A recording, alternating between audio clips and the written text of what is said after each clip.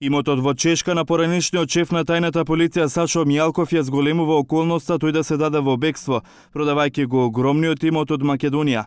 Ова е наведено во решението со кое му е определен притворот на Мијалков, дознава 1TV.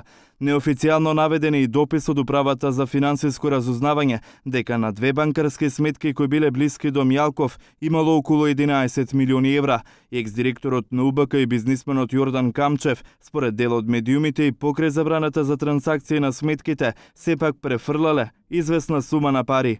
Од кривичниот суд без детали за притворот на Мијалков. Судијата кој постапува по предметот по ценење на фактите и доказите, опфатени со предлогот, донесе решение за кое го прифати предлогот и определи мерка притвор во трајање од 30 дена. Против ова решение странките имаат право на жалба до апелациониот суд Скопје во рок од 24 часа по приемот на решението. Од вчера во 19 часот и 55 минути екс-директорот на УБК Мијалков е во Скопскиот истражен затвор Шутка. Според извори на 1TV тој е сместен во притворското оделение Г, каде што мерката притвор заедно ја извршуваат неколкумина. Има до 5 кревети, а преостанатите легла се на земја на душак во лоши услови. 4 хашки соби во Шутка биле претходно зафатени од други станари, а во едната од нив е сместен бизнисменот Камчев, кој според изворите сожалел на зголемен холестерол. Во затворот Мијалков беше однесен со цивилни возила и припадници на единицата Алфа, а во придружба беше и возилото на специјалното обвинителство, откако во хотелот Мериот беше уапсен и спроведен со лисици на рацете.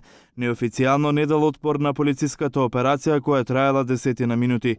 Притворот на Мијалков му е определен поради опасност од бегство и се однесува за процесот Таргет Тврдина за масовното прислушување и уништување на апаратите за следење на комуникациите. Екс-шефот на тајната полиција утринава од Шутка не беше спроведен во кривичен поради институционалната неажурност. Отсуството на Мијалков го одложи судењето за 4 декември. Денеска го примивме решението за одредување на мерка притвор. Во текот на денешниот ден ќе поднесеме жалба. Одбраната смета дека без да се повики да се сослуша обвинетиот за предлогот за одредување на мерка притвор, дека е недозволиво да му се подреди мерка притвор.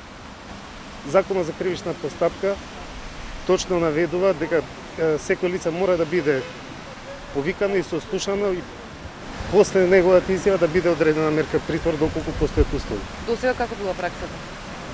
Па не знам дека... А кои се основите за определување? Дека постои опасност од бегство. Кои докази ги има специјалното јавно обвинителство? Решението не е добиено, во решението не се специфицирани докази. А кога е поднесено барањето за притвор? Во текот на вчерашниот ден. Извори и очевидци за 1TV тврдат дека вечерта во гаражата на Скопскиот хотел се паркирале 3 автомобили со странски регистарски таблички. Едно од возилата неофицијално доаѓа од унгарската амбасада во Белград. На поранешниот директор на УБК Мијалков му се суди во 4 судски процеси: Таргет Тврдина, Титаник 2, Тортура и Трезор. На товар му се ставаат кривичните дела: злоусторничко здружување, злоупотреба на службена положба меѓу другите, мачење на човечно или понижувачко постапување. Поранешниот шеф на тајната полиција важеше за недопирлив човек.